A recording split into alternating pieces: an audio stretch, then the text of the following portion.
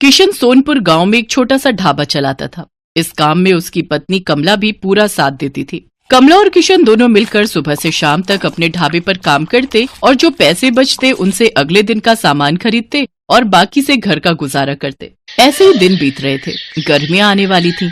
गांव के पास जो और दूसरे बड़े ढाबे और होटल थे, उन सब ने अपने ढाबे और होटल में बढ़िया एयर कंडीशनर लगवा दिए थे ताकि गर्मियों में भी ग्राहकों की भीड़ लगी रहे। इस कारण अब किशन के ढाबे पर ग्राहकों ने आना बंद कर दिया। अब ज्यादातर ग्राहक दूसरे ढाबों में ही जाकर खाना खाने लगे। इस कारण किशन की आमदनी बिल्कुल ना के बराबर हो गई। कमला, अब तो ढाबे पर ग्राहकों की भीड़ लगनी बंद हो गई है। एक भी ग्राहक रोटी खाने के लिए नहीं आता। सबको एसी ढाबों में खाने की आदत हो गई है।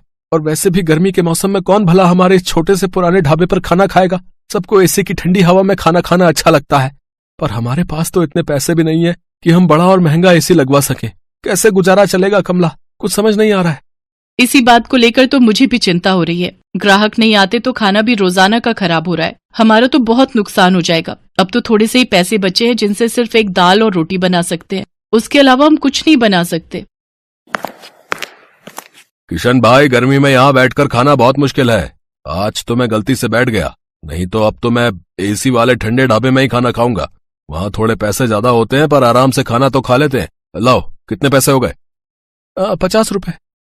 ये लो, और इस ढाबे का कुछ करो और साथ में एसी ढाबा करो इसे, नहीं तो कोई खाना खाने नहीं आएगा।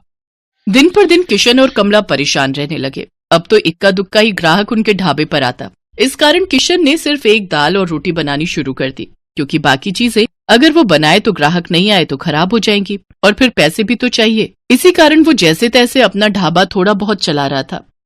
कमला, आज बस 250 रुपए की कमाई हुई है। अब तो कोई रास्ता ही नजर नहीं आ रहा है। मुझे लगता है हमें अपना ढाबा बंद करना होगा। किशन के ढाबे के सामने एक बहुत बड़ा ढाबा था। वहाँ ग्राहकों की भीड़ लगी रहती थी, क्योंकि इस साल ही वहाँ के मालिक रघु ने बहुत ही बढ़िया मरम्मत करवाकर ढाबे में एसी लगवा दिया था। क्या बात है किशन, आज भी तेरे ढाबे पर कोई नहीं आया?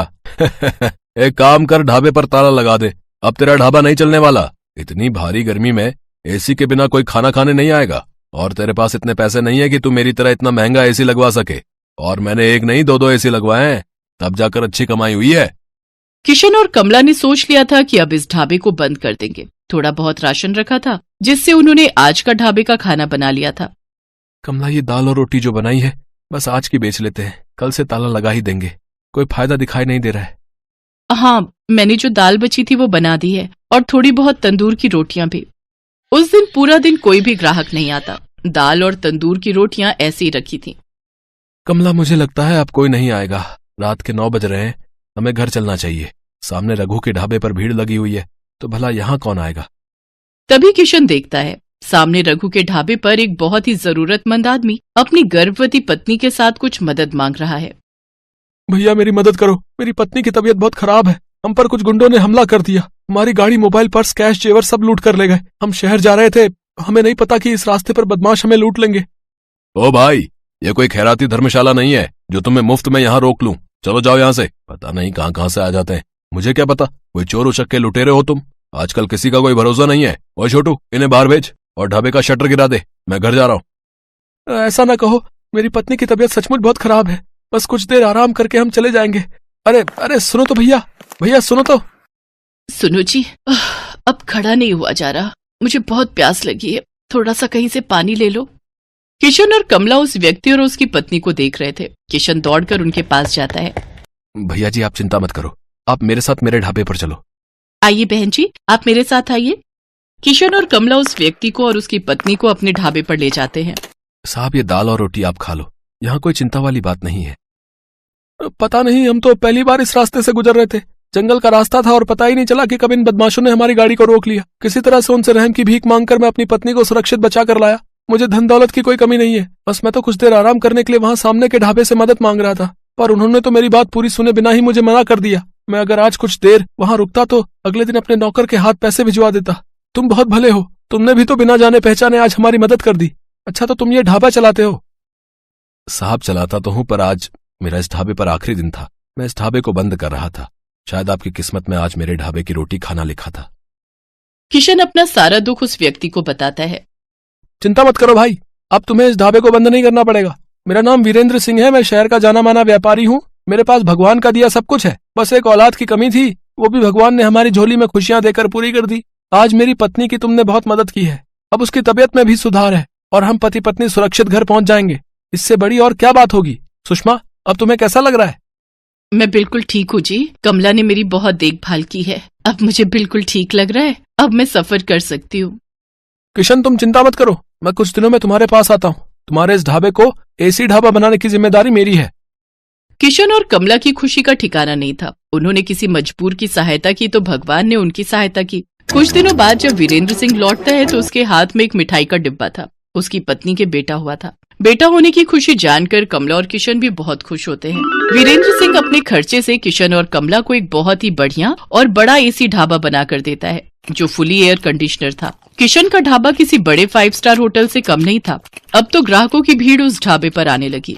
ढाबा देखने में बहुत सुंदर था। किशन ने गांव के और भी मजबूर लोगों को अपने ढाबे में नौकरी दी। किशन का ढाबा दिन के साथ साथ रात में भी खुला रहता था, ताकि हाईवे से आने जाने वाले लोगों को किसी भी बात की परेशानी न हो। गरीबों के लिए उस ढाबे पर मुफ्त खाना था। वीरेंद्र सिंह अपनी पत्नी के साथ अक्सर किशन के ढाबे पर आ जाता था। आज किशन के कारण ही वीरेंद्र सिंह का परिवार सकुशल था और वीरेंद्र सिंह ने भी किशन के लिए जो किया वो किसी बड़े उपकार से कम नहीं था। तभी तो कहते हैं कि भगवान अच्छों के साथ हमेशा अच्छा ही करते हैं, इसलिए हमें सदैव मजबूर लोगों की सहायता करनी चाहिए।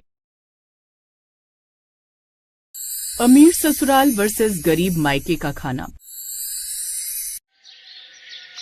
कशिश अपनी भाभी साक्षी से गाजर का हलवा मांगती है। साक्षी उसे हलवे का कटोरा पास करती है। सब लोग आराम से खाना खा रहे थे, तभी साक्षी की सास नैना साक्षी से कहती है, साक्षी, मैं सोच रही थी कि तुम अपने मायके वालों को कभी हमारे घर डिनर पर बुलाओ। लेकिन माँ जी, मेरे मायके वाले यहाँ क्यों? अरे क्यों क्या, वो मेरे भी तो रिश्तेदार हैं। मैं चाहती हूँ कि मैं अपनी समधन और उनके पूरे परिवार को अपने घर पर डिनर के लिए बुलाऊं। तुम्हें कोई दिक्कत है क्या? नहीं नहीं माँ जी, मुझे क्या दिक्कत होगी, आप जब कहेंगी मैं तब फोन करके मम्मी को बुला लूंगी। तो ठीक है, परसों तुम अपनी फैमिली को यहाँ हमारे घर डिनर पर बुला रही हो। नैना की बात सुनकर साक्षी चुप हो जाती है और खाना खाने लगती है। खाना खत्म होने के बाद साक्षी अपने कमरे में जाकर बहुत गहरी सोच में डूब जाती है। तभी उसका पति विवेक कमरे में आता है और उसे इतना परेशान देखकर पूछता है, क्या बात है साक्षी, तुम ऐसी कौन सी गहरी सोच में बैठी हो कि तुम्हें पता ही नहीं कि तुम्हारे कमरे में कौन आ रहा है और कौन जा रहा है? नहीं नहीं विवेक जी, ऐसा कुछ नहीं है। मैं तो बस सोच रही थी कि हमारी शादी को 4 साल हो गए हैं और इन 4 सालों में माँ जी ने आज तक मेरे गरीब मायके वालों के बारे में कभी पूछा तक नहीं, पर अचानक वो परसों उन्हें डिनर पर बुला रही हैं। मुझे ये कुछ समझ नहीं आ रहा। क्या यार साक्षी, तुम भी ना फालतू की चीजें सोचती रहती हो। अरे पागल, हमारी लव मैरिज थी और हम दोनों की शादी को एक्सेप्ट करने में माँ को 4 साल लग गए, और अब जब माँ ने हमारी शादी और हमारे रिश्ते को मान लिया तो वो अपनी समधन को डिनर पर बुला रही है। इसमें इतना हैरान होने वाली क्या बात है? ज्यादा मत सोचो और सो जाओ। मुझे कल सुबह जल्दी ऑफिस जाना, और हाँ, कल सुबह मैं अपने घर के नौकर के हाथ का ब्रेकफास्ट नहीं बल्कि तुम्हारे हाथ का ब्रेकफास्ट करना चाहता हूँ। शादी से पहले तुम मुझे कितने अच्छे अच्छे ब्रेकफास्ट बनाकर खिलाया करती थी, लेकिन जब से शादी हुई है, तुम यहाँ ही हो, तब से तुम्हें भी नौकरों की आदत लग गई है। विवेक की बात सुनकर साक्षी मुस्कुरा देती है, क्योंकि विवेक उसे हंसाने की कोशिश कर रहा था। लेकिन साक्षी के दिमाग में अभी भी अपनी सास की बातें चल रही थी। दरअसल साक्षी और विवेक ने लव मैरिज की थी और उनकी शादी को उसकी सास नैना ने अब तक नहीं माना था। पर जब अचानक नैना ने गरीब बहू के मायके वालों को डिनर पर बुलाया तो साक्षी भी हैरान हो गई थी। समय बीतता है और 2 दिन कब गुजर जाते हैं पता ही नहीं चलता। जब साक्षी अपने मायके फोन करती है तो उसका भाई रवि कहता है, देख साक्षी, मैं और माँ तो आ जाएंगे, लेकिन तेरी भाभी वो नहीं आ पाएगी तुम्हारे घर डिनर पर, क्योंकि तू जानती है ना, तेरी भाभी प्रेग्नेंट है और इस समय उसका कहीं बाहर आना जाना बंद है। हाँ भैया, वो सब मैं जानती हूँ, लेकिन मेरी सास ने पहली बार आप सभी को डिनर पर बुलाया, इसलिए मैं चाहती हूँ कि पूरा परिवार मेरे घर आए, अब ताकि कल को मेरी सास मुझे ये ना कहे कि मेरा भाई अपनी पत्नी को लेकर नहीं आया। वो सब मैं बखूबी समझ रहा हूँ नेहा, लेकिन तुझे मेरी बात समझनी होगी। डॉक्टर ने उसे उठने बैठने से मना कर रखा है, तो वो तेरे घर पर कैसे आ सकती है?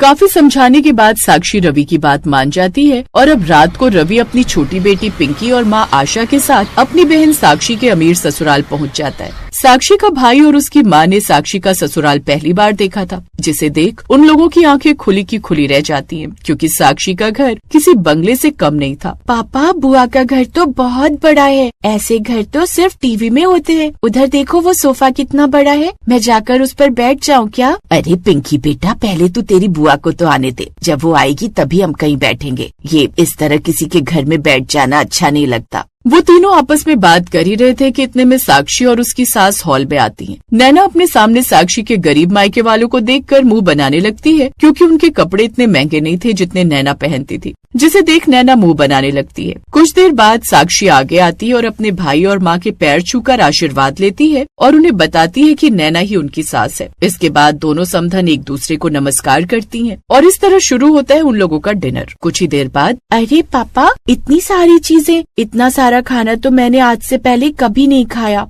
देखने में कितना स्वादिष्ट लग रहा है ये आंटी। आपका बहुत बहुत शुक्रिया हमें खाने पर बुलाने के लिए। हाँ हाँ, कोई बात नहीं। मैं जानती हूँ तुमने आज से पहले ऐसा खाना नहीं खाया होगा, इसीलिए तो मैंने तुम लोगों को डिनर पर बुलाया है, ताकि तुम लोग भी हमारे साथ बैठकर हमारा शाही खाना टेस्ट कर सको, यानी अमीरों का खाना। नैना की ये बात सुनकर आशा और रवि ने एक दूसरे को देखा। नैना की आवाज में छिपे घमंड और ताने साफ झलक रहे थे। साक्षी का चेहरा शर्म से लाल हो गया, लेकिन उसने बात बदल दी। नैना लगातार छोटी छोटी बातों पर ताने मारती रही, कभी उनके कपड़ों पर तो कभी उनके मिठाई के डिब्बे पर। रवि और आशा चुपचाप अपमान सहते रहे, सिर्फ अपनी बेटी की खुशी के लिए। जब डिनर खत्म हुआ और वो जाने लगे तो नैना ने जोर देकर कहा, जरूर बताइएगा आपको हमारे घर का अमीरी वाला खाना कैसे लगा। उम्मीद है ये आपके साधारण खाने से बेहतर ही होगा।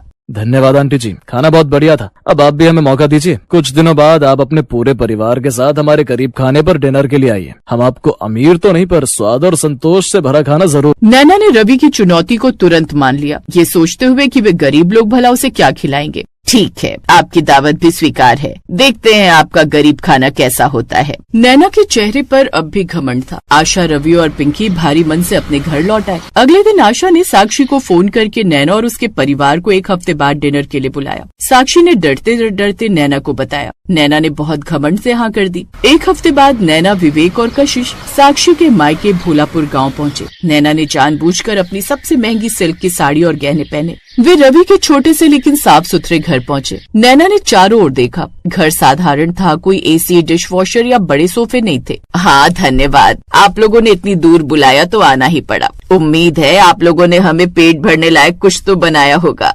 पेट तो सबका भर जाएगा आंटी जी, लेकिन हमारा खाना मन को संतुष्टि भी देगा। थोड़ी देर बाद आशा ने सबको खाने के लिए बुलाया। डाइनिंग टेबल छोटा था और उस पर सिर्फ 3-4 तरह की सब्जियां, दाल, घर के ताजे आटे की रोटियां और रायता रखा था। नैना ने निराशा से खाने को देखा। बस इतनी कम चीजें, या तो कोई फैंसी सैलेड या 5 तरह की मिठाइयाँ भी नहीं है। समधन जी, हमारे पास भले ही चीजों की वैरायटी कम है, पर स्वाद की वैरायटी बहुत ज्यादा है। हर चीज हमने अपने हाथों से, अपने खेत के ताजे मसालों से बनाई है। नैना ने ना चाहते हुए भी अपनी नाक बचाने के लिए पहली रोटी उठाई और गोभी की सब्जी से खाई। पहला निवाला मुंह में जाते ही वो हैरान रह गई। अरे, ये गोभी की सब्जी इतनी स्वादिष्ट कैसे है? इसमें तो बहुत जायका है। माँ जी, ये सब कुछ माँ ने चूल्हे पर धीमी आंच में अपने हाथ से पिसे मसालों से बनाया है। वाह, ये दाल तो हमारे नौकरों की दाल से कहीं ज्यादा अच्छी है। इसमें माँ के हाथ का प्यार है साक्षी। हाँ माँ, ये रायता बहुत ताजा लग रहा है और ये रोटियां कितनी नरम है। नैना ने धीरे धीरे सब कुछ चखा। आलू की सब्जी में जो मिट्टी की खुशबू थी वो उनके शाही किचन के खाने में कभी नहीं थी। उनके घर के खाने में भले ही 50 आइटम थे, पर वो शुद्ध था और मन का स्वाद नहीं था जो आशा के साधारण खाने में था। नैना ने चुपचाप तीसरी रोटी उठा ली। खाना खाते खाते नैना को अपनी गलती का एहसास होने लगा। उसे समझ आ गया कि अमीरी महंगे तेल और चीजों से नहीं आती, बल्कि प्यार से और समर्पण से आती है। समधन जी, मुझे माफ कर दीजिए। मैंने 2 दिन पहले आपके खाने का मजाक उड़ाया था। मुझे लगा था कि महंगा खाना ही अच्छा खाना होता है, लेकिन आज मैंने जाना कि असली स्वाद चीजों की कीमत में नहीं, बल्कि बनाने वाले के दिल में होता है। आपके इस साधारण खाने में वो प्यार और मिठास है जो मेरे शाही खाने में कभी नहीं आ सकती। समधन जी, खाना तो बस एक जरिया है, रिश्ता तो दिल का होता है। हमें खुशी है कि आपको हमारे यहाँ का खाना